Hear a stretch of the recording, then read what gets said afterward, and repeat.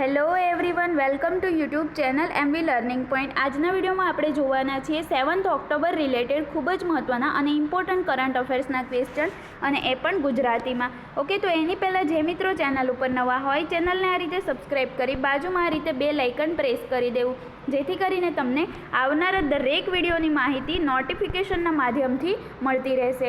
Okay, તો start કરીશું આપણે આજનું કરંટ અફેર।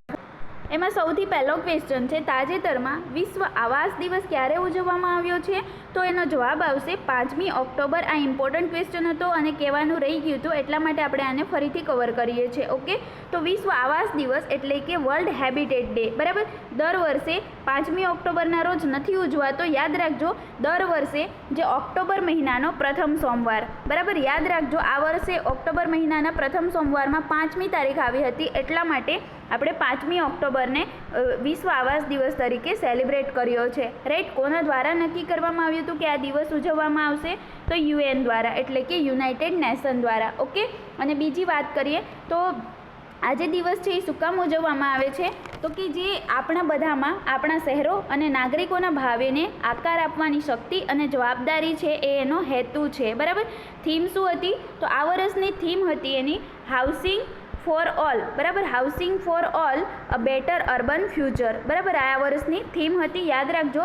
અને સૌથી પહેલાં આ દિવસ જે છે એ ક્યારે સેલિબ્રેટ કરવામાં આવ્યો? તો 1986માં, બરાબર। ત્યારે થીમ શું હતી આની? તો ત્યારે એની થીમ હતી કે shelter is my right. Okay, આ એની થીમ હતી, તો તમારે અહીંયાથી આટલું યાદ રાખવાનું છે। ઓકે, બીજા ઇમ્પોર્ટન્ટ ડેઝ વિશે વાત કરીએ તો બીજા ડેઝ છે એના આ 2 ઓક્ટોબર, બરાબર। 2 ઓક્ટોબરે કયો દિવસ ઉજવાય છે? તો કે વિશ્વ અહિંસા દિવસ ઉજવવામાં આવે છે દર વર્ષે 2 ઓક્ટોબરના રોજ। ઓકે, શું કામ ઉજવવામાં આવે છે? કારણ કે ગાંધી જયંતિ છે અને ગાંધીજી અહિંસાવાદી હતા, એટલા માટે 151મી જન્મ જયંતિ હતી 2020ની અંદર। ઓકે, 4 ઓક્ટોબરની વાત કરીએ તો 4 ઓક્ટોબરે વિશ્વ પશુ દિવસ એટલે કે વર્લ્ડ એનિમલ ડેની ઉજવણી કરવામાં આવે છે। 3 ઓક્ટોબરે વિશ્વ સંયમ દિવસ ઉજવવામાં આવ્યો છે અને 5મી ઓક્ટોબરે વિશ્વ આવાસ દિવસ, રાઈટ। તો અહીંયાથી તમારે આટલું યાદ રાખવાનું છે। ઓકે, હવે આપણે વાત કરીશું નેક્સ્ટ ક્વેશ્ચનની, તો આપણે જોઈએ નેક્સ્ટ ક્વેશ્ચન શું છે। તો નેક્સ્ટ ક્વેશ્ચન છે, તાજેતરમાં જ MS કલ્પના ચાવલા કાર્ગો અંતરિક્ષયાન કોણે લોન્ચ કર્યું છે? ખૂબ જ ઇમ્પોર્ટન્ટ અને મહત્ત્વનો ક્વેશ્ચન છે। આનો જવાબ આવશે નાસા, બરાબર। આ જે નાસા કંપની છે, નાસા એજન્સી દ્વારા તાજેતરમાં જ કલ્પના ચાવલા, તમને બધાને ખ્યાલ છે, એક અંતરિક્ષ યાત્રી હતા, બરાબર। તો એમના નામ ઉપર તાજેતરમાં જ એક કાર્ગો અંતરિક્ષયાન લોન્ચ કરવામાં આવ્યું છે, બરાબર। તો એ કોણે લોન્ચ કર્યું છે? તો કે નાસા દ્વારા। હવે નાસાનું ફૂલ ફોર્મ શું છે? તો નાસાનું ફૂલ ફોર્મ છે નેશનલ એરોનોટિકલ, શું આવશે? નેશનલ એરોનોટિકલ સ્પેસ એજન્સી, બરાબર। અહીંયાથી તમે નોટ્સ કરી શકો છો, national aeronautical space agency. Okay, આ એનું ફૂલ ફોર્મ છે। પછી વાત કરીએ તો આ નાસા જે છે એ ક્યાંની કંપની છે? તો કે અમેરિકાની એક સ્પેસ એજન્સી કંપની છે। ઓકે, પછી વાત કરીએ તો એની સ્થાપના ક્યારે થઈ હતી? તો કે નાસાની સ્થાપના 1958 એટલે કે 1958માં નાસાની સ્થાપના થઈ હતી। હેડક્વાર્ટર ક્યાં આવેલું છે? વોશિંગ્ટન DCની અંદર। ઓકે, તો આટલું તમારે યાદ રાખવાનું છે। અને આ જ નાસા દ્વારા ખૂબ જ મહત્ત્વનો ક્વેશ્ચન છે, 2024 સુધીમાં ચંદ્ર મિશન મોકલશે। ઓકે, ચંદ્ર મિશન એટલે કે મૂન મિશન। ઓકે, ચંદ્ર મિશન ક્યાં સુધીમાં મોકલવાની ઘોષણા કરી છે નાસા દ્વારા? તો કે 2024 સુધીમાં। ઓકે, IMP એટલા માટે છે, ઇમ્પોર્ટન્ટ એટલા માટે છે કારણ કે પ્રથમ વખત કોઈ ફિમેલને મોકલવાનું છે નાસાની અંદર અંતરિક્ષમાં। ઓકે, તો આટલું તમારે યાદ રાખવાનું છે। હવે બીજા ઓપ્શન વિશે વાત કરીએ તો બીજા ઓપ્શન વિશે આપણે જોઈએ તો ઈસરો જે છે એ ક્યાંની સ્પેસ એજન્સી છે? તો કે આપણા ઇન્ડિયાની એટલે કે ભારતની સ્પેસ એજન્સી કઈ છે? ઈસરો। પછી આ જે છે જેક્સા જે છે એ જાપાનની સ્પેસ એજન્સી છે। ઓકે, નાસાની આપણે હમણાં જ વાત કરી, અમેરિકાની એટલે કે USAની સ્પેસ એજન્સી છે। પછી વાત કરીએ CNESની, તો આ છે ફ્રાન્સની સ્પેસ એજન્સી। ઓકે, તો અહીંયાથી તમારે આટલું યાદ રાખવાનું છે। આ ખૂબ જ ઇમ્પોર્ટન્ટ ક્વેશ્ચન છે, એટલા માટે તમારે યાદ રાખવાનો છે। ઓકે, નેક્સ્ટ આપણે જોઈએ તો નેક્સ્ટ ક્વેશ્ચન છે, તાજેતરમાં ફૂલબાગાન મેટ્રો સ્ટેશનનું ઉદ્ઘાટન કોણે કર્યું છે? તો આ પણ એક ખૂબ જ મહત્ત્વનો ઇમ્પોર્ટન્ટ ક્વેશ્ચન છે। આનો જવાબ આવશે પિયુષ ગોયલ, બરાબર। તો પિયુષ ગોયલ જે આપણા પ્રેઝન્ટ ટાઈમના કોણ છે? રેલ મંત્રી છે। તો એમના દ્વારા તાજેતરમાં જ આ જે ફૂલબાગાન મેટ્રો સ્ટેશન છે એનું ઉદ્ઘાટન કરવામાં આવ્યું છે વિડીયો કોન્ફરન્સના માધ્યમથી।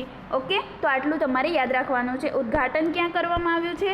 તો કે કોલકાતામાં. બરાબર, કોલકાતાની અંદર આ ફૂલબાગાન મેટ્રો સ્ટેશનનું ઉદ્ઘાટન રેલ મંત્રી પિયુષ ગોયલ દ્વારા વિડીયો કોન્ફરન્સના માધ્યમથી કરવામાં આવ્યું છે. બરાબર, તો કે કોલકાતાની જે પૂર્વ પશ્ચિમ મેટ્રો કોરિડોર છે એના ફૂલબાગ મેટ્રો સ્ટેશનનું ઉદ્ઘાટન કરી દીધું છે આપણા રેલ મંત્રી પિયુષ ગોયલે.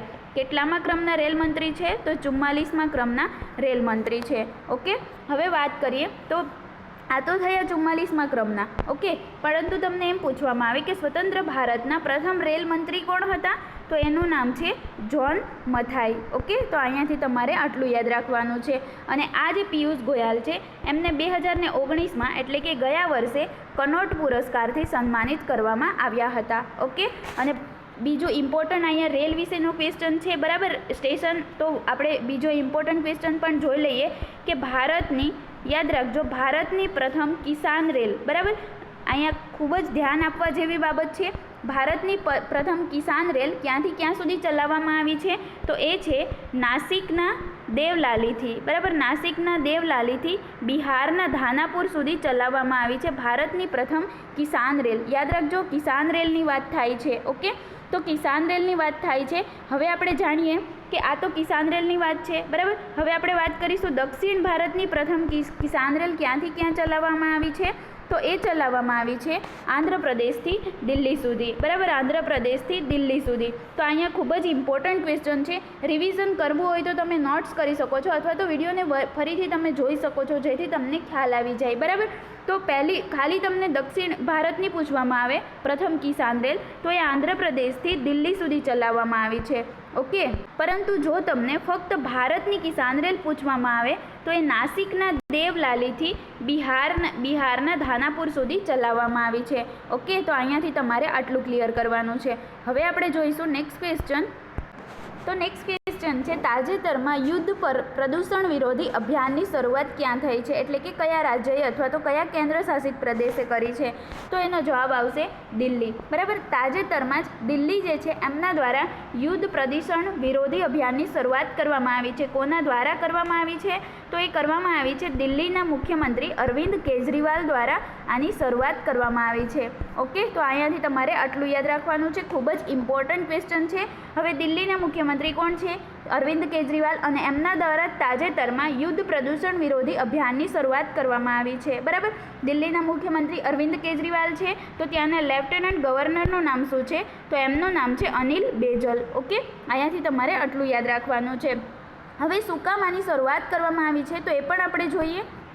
આની શરૂઆત એટલા માટે કરવામાં આવી છે કારણ કે જે દિલ્હીનું જે પ્રદૂષણનું સ્તર છે, બરાબર, તો આ પ્રદૂષણના સ્તરને ઘટાડવા માટે, યાદ રાખજો, પ્રદૂષણના સ્તરને ઘટાડવા માટે દિલ્હી સરકાર દ્વારા યુદ્ધ પ્રદૂષણ વિરોધી અભિયાનની શરૂઆત કરવામાં આવી છે અરવિંદ કેજરીવાલ દ્વારા. ઓકે, અને આ અભિયાનમાં જે પૂસા એગ્રીકલ્ચર ઇન્સ્ટિટ્યૂટ છે એમના દ્વારા વિકસિત ટેકનોલોજીનો ઉપયોગ સ્ટબલ બર્નિંગના જોખમોને રોકવા માટે કરવામાં આવશે. ઓકે, તો આટલું તમારે યાદ રાખવાનું છે. અને જો કોઈ પ્રદૂષણ વિરોધી ફરિયાદો હશે તો એમના માટે પણ દિલ્હી સરકારે ફોટો આધારિત એપ્લિકેશનનું નામ છે ગ્રીન દિલ્હી. બરાબર, આ લોન્ચ કરવામાં આવ્યું છે અને આ ક્યાર સુધીમાં આ મંથની અંદર લોન્ચ થઈ જશે. ઓકે, તો આટલું તમારે યાદ રાખવાનું છે. દિલ્હી ગવર્મેન્ટ દ્વારા યુદ્ધ પ્રદૂષણ વિરોધી અભિયાનની અંદર એક એપ લોન્ચ કરવામાં આવશે જેનું નામ શું છે? જે કોના માટે લોન્ચ કરવામાં આવશે? તો કે નાગરિકો માટે, જેનું નામ છે ગ્રીન દિલ્હી. બરાબર, આ એપ્લિકેશનની મદદથી નાગરિકો પોતાની ફરિયાદ આની અંદર એડ કરી શકશે. ઓકે, તો આટલું તમારે યાદ રાખવાનું છે. તો આ તો થઈ દિલ્હીના અભિયાન વિશેની. અધર ઓપ્શન આપણે રિલેટ કરી શકીએ છીએ કારણ કે એવા ઓપ્શન મેં સિલેક્ટ કર્યા છે કે જેથી તમને કરંટ રિલેટેડ ઇમ્પોર્ટન્ટ ક્વેશ્ચન યાદ રહી જાય બીજા રાજ્ય વિશે. ઓકે, તો અહીંયા આપણે જોઈએ પશ્ચિમ બંગાળ વિશે. ઓકે, તો પશ્ચિમ બંગાળમાં પણ તમને ખ્યાલ જ હશે, તાજેતરમાં જ પશ્ચિમ બંગાળમાં પથશ્રી અભિયાન. કઈ અભિયાન? તો કે પથશ્રી અભિયાન. આની મદદથી શું થશે કે રસ્તાઓ રિપેર માટે, બરાબર, રસ્તાઓના રિપેર માટે એક અભિયાનની શરૂઆત કરવામાં આવી છે જેનું નામ છે પથશ્રી અભિયાન, જે ટોટલ 12,000 કિલોમીટરના રસ્તાઓને રિપેર કરશે. કોણે લોન્ચ કરી છે? તો કે પશ્ચિમ બંગાળના મુખ્યમંત્રી મમતા બેનર્જીએ. ઓકે, તો અહીંયાથી તમારે આટલું યાદ રાખવાનું છે.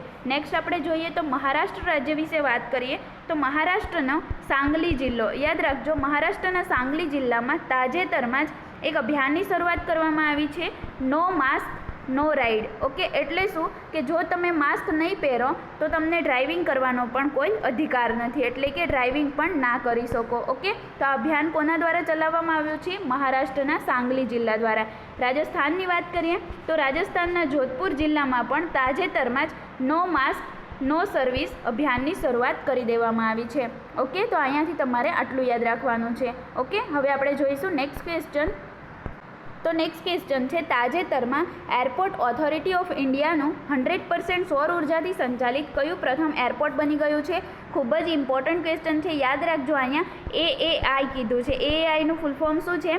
Airport authority of India. બરાબર, તો એનું જે સંચાલિત એટલે કે આ AAIનું 100% સૌર ઉર્જાથી સંચાલિત કયું પ્રથમ એરપોર્ટ બની ગયું છે, અથવા તો કયો કેન્દ્રશાસિત પ્રદેશનું એરપોર્ટ જે છે જે પ્રથમ એરપોર્ટ બની ગયું છે 100% સૌર ઉર્જાથી સંચાલિત હોય એવું? બરાબર, તો એનો જવાબ આવશે પોંડુચેરી. કે પોંડુચેરી એરપોર્ટ છે એને તાજેતરમાં જ આ AAI એટલે કે ઓથોરિટી ઓફ ઇન્ડિયાનું 100% સૌર ઉર્જાથી સંચાલિત એવું પ્રથમ એરપોર્ટ બની ગયું છે. હવે તમને બધાને ખ્યાલ જ હશે કે જો તમને ઇન્ટરનેશનલ લેવલની વાત કરવામાં આવે કે અહીંયા મેં બીજો ઓપ્શન પણ લીધેલો જ છે કે કોચી ઇન્ટરનેશનલ એરપોર્ટ. બરાબર, આ તો વિશ્વનું, યાદ રાખજો, વિશ્વનું 100% સૌર ઉર્જાથી સંચાલિત એવું એરપોર્ટ હોય, ઇન્ટરનેશનલ એરપોર્ટની વાત થાય છે. બરાબર, તો એ છે કોચી ઇન્ટરનેશનલ એરપોર્ટ, જે ક્યાં આવેલું છે? કેરળમાં આવેલું છે. ઓકે, તો અહીંયાથી તમારે આટલું ધ્યાન રાખવાનું છે. પરંતુ જો તમને કેન્દ્રશાસિત પ્રદેશ પૂછવામાં આવે તો એ છે પોંડુચેરી એરપોર્ટ.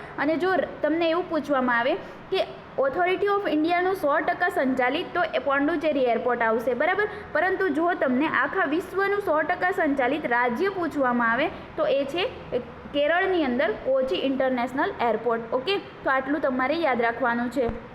હવે બીજું આપણે જાણીએ તો આ જે પોંડુચેરી એરપોર્ટ છે, બરાબર, એ સંપૂર્ણ રીતે સૌર સંચાલિત છે અને એકદમ પાવર તટસ્થ બન્યા બાદ પોંડુચેરી એરપોર્ટ સોલાર પાવર પ્લાન્ટ દ્વારા તેની સંપૂર્ણ વીજ જરૂરિયાત પૂરી કરી શકશે. ઓકે, તો આટલું તમારે યાદ રાખવાનું છે. હવે પોંડુચેરીની વાત કરીએ તો ત્યાંના મુખ્યમંત્રીનું નામ શું છે? તો વી Narayan Swami.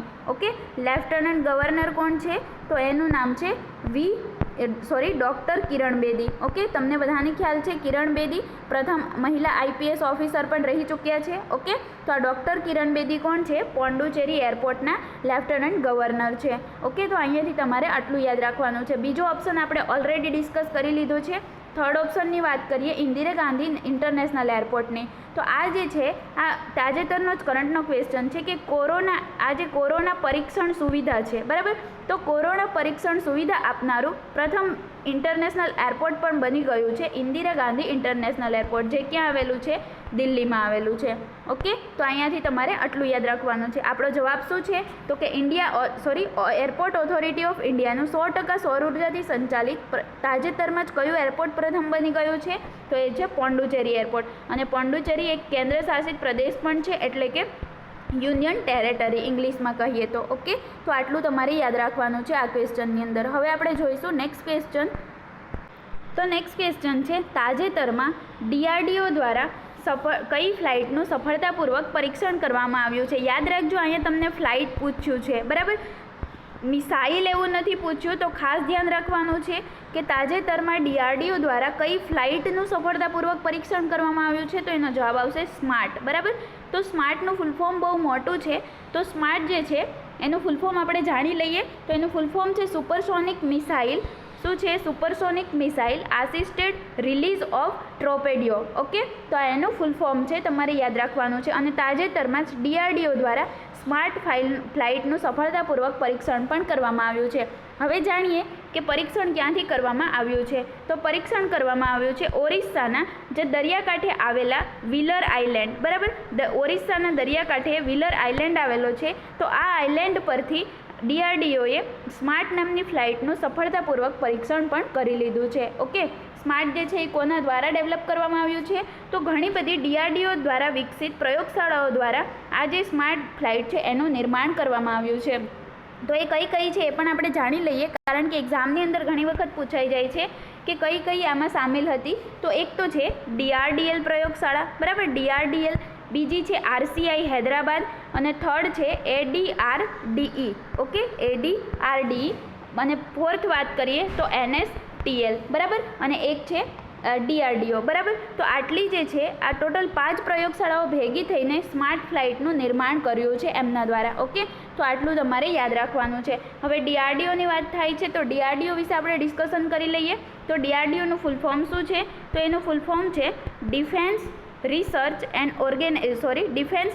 And development organisation. Okay, તો આટલું તમારે યાદ રાખવાનું છે, રાઈટ. હવે આની વધુ વાત કરીએ તો DRDOની સ્થાપના ક્યારે થઈ હતી? 1958માં. હેડક્વાર્ટર ક્યાં આવેલું છે? તો હેડક્વાર્ટર આવેલું છે નવી દિલ્હીમાં. ઓકે, પ્રેઝન્ટ ટાઈમના DRDOના અધ્યક્ષ કોણ છે? તો એનું નામ છે, ખૂબ જ ઇમ્પોર્ટન્ટ ક્વેશ્ચન છે, DRDOના પ્રેઝન્ટ ટાઈમના અધ્યક્ષનું નામ છે G.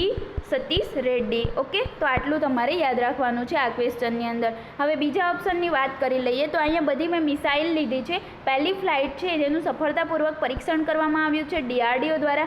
મિસાઇલની વાત કરીએ તો અભ્યાસ મિસાઇલ અને શૌર્ય મિસાઇલ બંને ખૂબ જ ઇમ્પોર્ટન્ટ છે, બરાબર. બંનેનું પરીક્ષણ પણ તાજેતરમાં જ કરવામાં આવ્યું છે. ક્યાંથી કરવામાં આવ્યું છે? તો કે ઓરિસ્સાના, યાદ રાખજો, ઓરિસ્સાનો જે બાલાસોર જિલ્લો છે. કયો જિલ્લો છે? તો કે ઓરિસ્સાના બાલાસોર જિલ્લા ખાતેથી અભ્યાસ અને શૌર્ય મિસાઇલનું પરીક્ષણ પણ તાજેતરમાં જ કરવામાં આવ્યું છે, બરાબર. મિસાઇલની વાત કરું છું, યાદ રાખજો. ઓકે, પૃથ્વી 2 છે તો આ પણ DRDO દ્વારા ડેવલપ છે. ટૂંકમાં અહીંયા જેટલા પણ ઓપ્શન છે એ બધા DRDO દ્વારા ડેવલપ છે, બરાબર. અને હમણાં આપણે સ્માર્ટ ફ્લાઇટની વાત કરી તો એ ટોટલ 5 જેટલી પ્રયોગશાળાઓ એટલે કે 5 જેટલી લેબોરેટરીઓ ભેગી થઈને બનાવવામાં આવ્યું છે સ્માર્ટ ફ્લાઇટ. ઓકે, તો આટલું તમારે યાદ રાખવાનું છે આ ક્વેશ્ચનની અંદર. ઓકે, હવે આપણે જોઈશું નેક્સ્ટ ક્વેશ્ચન. તો આ છે તાજેતરમાં એક્સપ્રેસ વેમાં ભારતના પ્રથમ 5 પશુપુલનું નિર્માણ ક્યાં કરવામાં આવશે? તો એટલા માટે ખૂબ જ ઇમ્પોર્ટન્ટ છે કારણ કે આ જે છે ભારતનો પ્રથમ 5 પશુપુલ આધારિત હશે અને એક્સપ્રેસ વે ઉપર કરવામાં આવશે. તો કયો એક્સપ્રેસ વે છે? એનો જવાબ આવશે દિલ્હી મુંબઈ એક્સપ્રેસ વે, બરાબર. તો આ જે દિલ્હી મુંબઈ એક્સપ્રેસ વે છે એની ઉપર પ્રથમ 5 પશુપુલનું નિર્માણ કરવામાં આવશે, બરાબર. તો આ જે મોડલ છે એ નેધરલેન્ડ આધારિત છે. ઓકે, અને કારણ કે નેધરલેન્ડ સરકારે પણ પશુઓની સુરક્ષા માટે આવા પ્રકારની વ્યવસ્થા કરી છે પુલ નિર્માણની. ઓકે, પશુ પુલ નિર્માણની. તો હવે વાત કરીએ તો તમને બધાને ખ્યાલ છે ઘણી વખત જ્યારે કોઈ પણ પ્રાણી પશુઓ રોડ ક્રોસ કરતી વખતે એક્સિડન્ટના કારણે મૃત્યુ પામે છે. તો આવી બાબતોને ધ્યાને લઈને આ જે પશુ પુલ છે એનું નિર્માણ કરવામાં આવશે. ઓકે, અને હવે બીજી વાત કરીએ તો તમને બધાને ખ્યાલ જ હશે, આપણે આગળના વિડીયોમાં પણ વાત કરેલી છે. જો તમે ડેઇલી જોતા હોય તો તમને ખ્યાલ જ હશે. એક આપણે વાત કરી હતી અંડરપાસની, બરાબર, કે જાનવરોના હિત માટેનો સૌથી મોટો અંડરપાસ, બરાબર, ક્યાં બનાવવામાં આવ્યો છે? તો કે મધ્યપ્રદેશમાં. ક્યાં આવ્યો છે? મધ્યપ્રદેશમાં, બરાબર. અને નેશનલ હાઈવે નંબર 44 ઉપર. યાદ રાખજો કે વિશ્વનો સૌથી મોટો અંડરપાસ, બરાબર, ક્યાં બનાવવામાં આવ્યો છે? નેશનલ હાઈવે 44 ઉપર. અને ક્યાં આગળ? મધ્યપ્રદેશમાં. એમાં શું થશે કે જે પશુઓ છે, બરાબર, તો એ અંડરપાસ છે તો એની નીચેથી, રસ્તાની નીચેથી આવન જવન કરી શકશે. ઓકે, અને આની લંબાઈ કેટલી હશે? 16.1 કિલોમીટર, જે વિશ્વનો સૌથી લાંબો નેશનલ હાઈવે નંબર છે, અંડરપાસ બની ગયો છે. ઓકે, તો આટલું તમારે યાદ રાખવાનું છે. અને આ જે અંડરપાસ છે એમાં CCTV કેમેરા પણ થોડા અંતરે હશે, જેથી કરીને જે કોઈ પણ પશુ આ પુલની નીચેથી પસાર થશે તો એની ઇમેજને આપણે ઇઝીલી કેપ્ચર કરી શકીએ. ઓકે, તો અહીંયાથી તમારે આટલું યાદ રાખવાનું છે. હવે બીજા ઓપ્શનની વાત કરીએ તો ગંગા એક્સપ્રેસ વે, બરાબર. તો ગંગા એક્સપ્રેસ વેની વાત કરીએ તો 2019માં, યાદ રાખજો, 2019માં ઉત્તર પ્રદેશ ગવર્મેન્ટ દ્વારા એમને મંજૂરી આપી હતી ગંગા એક્સપ્રેસ વેને. અને એમણે એવું પણ કીધું હતું કે આ જે ગંગા એક્સપ્રેસ વે છે એ વિશ્વનો સૌથી મોટો એક્સપ્રેસ વે છે, બરાબર, વિશ્વનો સૌથી મોટો. પરંતુ જો તમને વિશ્વનો સૌથી લાંબો એક્સપ્રેસ વે પૂછવામાં આવે તો એ છે Agra Lucknow express way. Okay, તો આટલું તમારે યાદ રાખવાનું છે.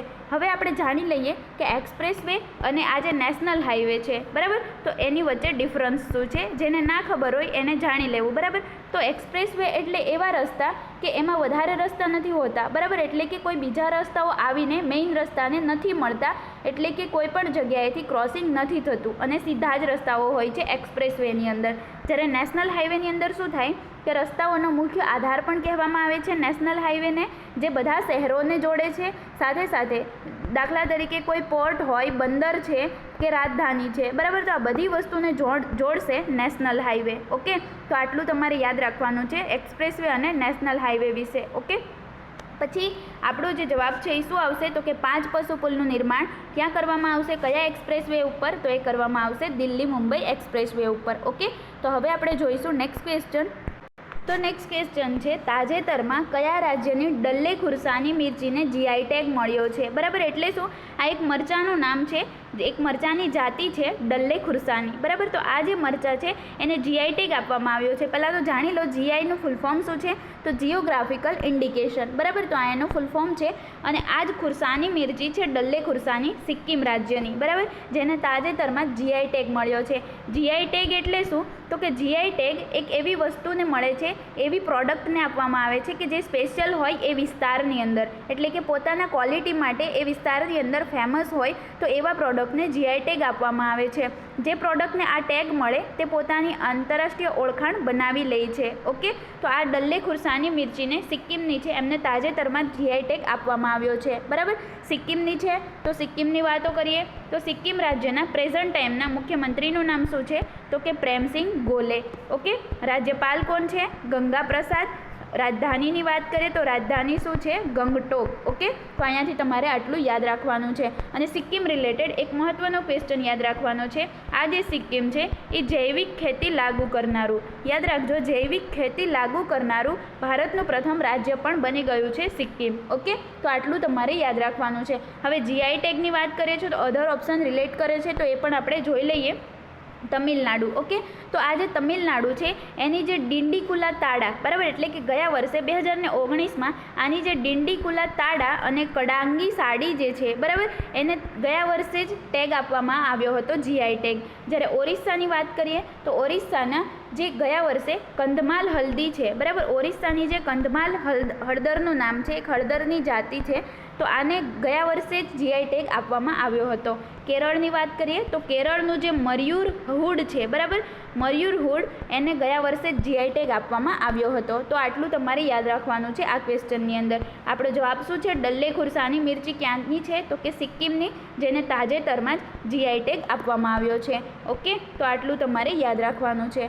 હવે આપણે જોઈએ નેક્સ્ટ ક્વેશ્ચન. તો નેક્સ્ટ ક્વેશ્ચન, તાજેતરમાં ગૃહ અને શહેરી મંત્રાલયે કોની સાથે એમઓયુ પર હસ્તાક્ષર કર્યા છે, તો એનો જવાબ આવશે સ્વિગી. તમને બધાને ખ્યાલ છે સ્વિગી જે છે એક ફૂડ પ્રોસેસિંગ છે, એટલે કે આની સ્વિગી ઉપરથી આપણે કોઈ પણ શાકભાજી ખરીદી શકીએ છીએ. તો કે આ જે સ્વિગી છે, બરાબર, સ્વિગી જે છે એની સાથે તાજેતરમાં જ ગૃહ અને શહેરી મંત્રાલયે એમઓયુ પર હસ્તાક્ષર કર્યા છે. તો મંત્રાલયનો હેતુ શું છે હસ્તાક્ષર કરવાનો, તો કે જે સ્ટ્રીટ ફૂડ વિક્રેતાઓ છે, બરાબર, તો એમને હજારો ગ્રાહકો ઓનલાઈન એક્સેસ કરી શકે અને તેમના વ્યવસાયમાં વૃદ્ધિ કરવામાં મદદ કરવાનો મેઇન હેતુ છે મંત્રાલયનો. બરાબર, કોને, તો કે સ્વિગીને. તો આટલું તમારે યાદ રાખવાનું છે. પછી વાત કરી લઈએ થોડીક, તો આ જે પીએમ સ્વનિધિ યોજના છે, તમને બધાને ખ્યાલ હશે ફૂલ ફોર્મ શું છે. પીએમ સ્વનિધિનું ફૂલ ફોર્મ છે સ્ટ્રીટ વેન્ડર ફૂડ.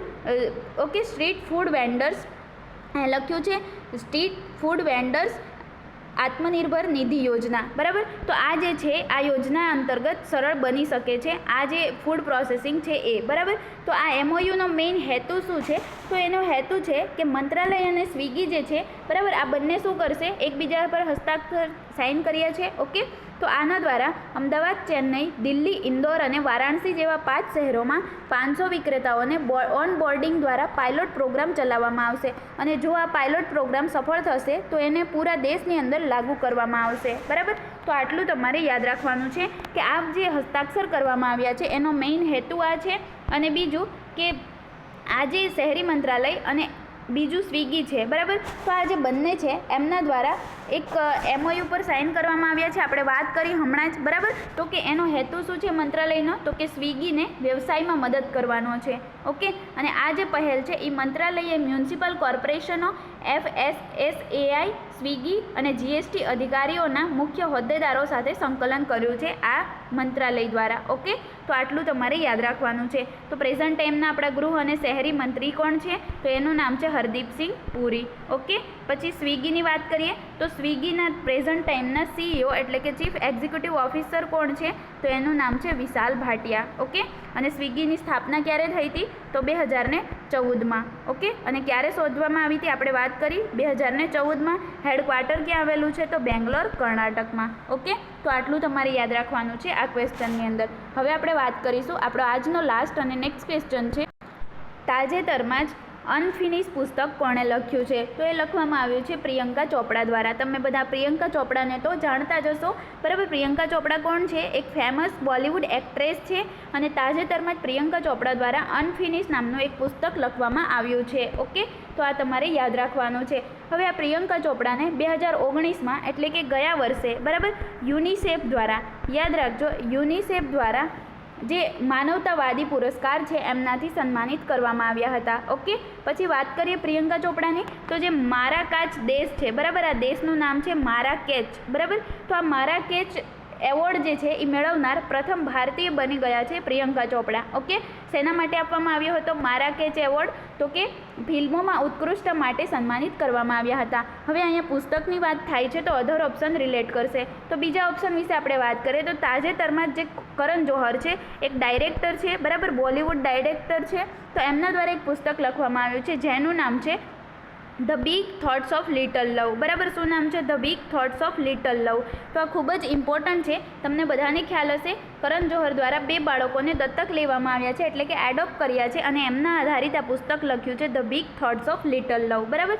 ચેતન ભગતની વાત કરીએ તો ચેતન ભગતનું ફેમસ અત્યારે જ પુસ્તક એમણે લખ્યું છે જેનું નામ છે વન અરેન્જ મર્ડર. ઓકે, આ પણ ખૂબ જ ઇમ્પોર્ટન્ટ છે. અને ચેતન ભગત વિશે વધુ જાણીએ તો એમની 2 પુસ્તક જેની ઉપર મૂવી પણ બની ગયું છે અને ખૂબ જ ફેમસ છે. એક તો છે હાફ ગર્લફ્રેન્ડ અને બીજી છે 2 સ્ટેટ્સ. બરાબર, તો આટલું તમારે યાદ રાખવાનું છે ચેતન ભગત વિશે. ઓકે, હવે આપણે વાત કરીએ, લાસ્ટ છે અરુંધતી રોય. તો અરુંધતી રોયની વાત કરીએ તો અરુંધતી રોય જે છે એમણે પણ તાજેતરમાં એક પુસ્તક લખ્યું છે જેનું નામ શું છે? આઝાદી. ઓકે, આઝાદી તો એમણે તાજેતરમાં લખ્યું છે, પણ એમની એક ફેમસ પુસ્તકનું નામ તમારે યાદ રાખવાનું છે જેનું નામ છે God of small things. Okay, શું છે? God of small things. હવે આ પુસ્તકનું નામ શું કામ લઉં છું? કારણ કે આ પુસ્તકના લીધે અરુંધતી રોયને 1997 એટલે કે 1997માં મેન બુકર પ્રાઇઝથી સન્માનિત કરવામાં આવ્યા હતા. બરાબર, તો આ પણ તમારે યાદ રાખવાનું છે. તો આ તો થયા પુસ્તક રિલેટેડ ક્વેશ્ચન, અને આજનો આપણો જવાબ શું છે? અનફિનિશ પુસ્તક કોણે લખ્યું છે? પ્રિયંકા ચોપડાએ. ઓકે, તો આપણા ખૂબ જ મહત્ત્વના અને ઇમ્પોર્ટન્ટ ક્વેશ્ચન અહીંયા કમ્પ્લીટ થઈ જાય છે.